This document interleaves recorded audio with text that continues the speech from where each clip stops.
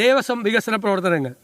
ശബരിമല, ഗുരുവായൂർ, കൊട്ടിയൂർ, തിരുവല്ലം എന്നീ ക്ഷേത്രങ്ങൾ പ്രമുഖ തീർത്ഥാടന കേന്ദ്രങ്ങളായി മാറിയിട്ടുണ്ട്.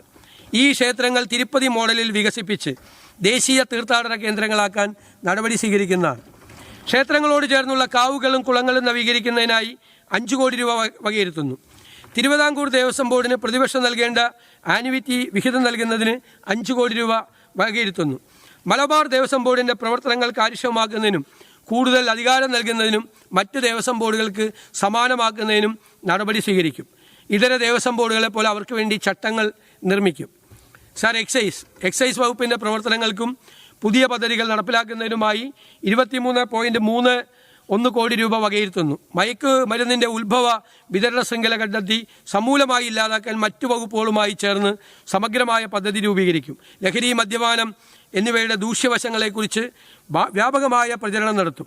എക്സൈസ് വകുപ്പിന് മാത്രമായി ഒരു കെമിക്കൽ എക്സാമിനേഷൻ ലാബറട്ടറി രൂപീകരിക്കും. സംസ്ഥാന നാർക്കോട്ടിക് കൺട്രോൾ ബ്യൂറോയ്ക്ക് അടിസ്ഥാന സൗകര്യങ്ങൾ ഏർപ്പെടുത്തും. മയക്കുമരുന്ന് കള്ളക്കടത്ത് തടയുന്നതിന് CCTV ക്യാമറകളും എക്സ്റേ, ഗാമാ-റേ സ്കാനറുകളും സ്ഥാപിക്കും. പുതുതലമുറ ലഹരി വസ്തുക്കൾ ഉൾപ്പെടെ എല്ലാത്തരം ലഹരി വസ്തുക്കളും തിരിച്ചറിയാനാവുന്ന വിധത്തിലുള്ള ഡ്രഗ് ഡിറ്റക്ഷൻ കിറ്റുകൾ എല്ലാ എക്സൈസ് ഓഫീസുകളിലും ലഭ്യമാക്കും.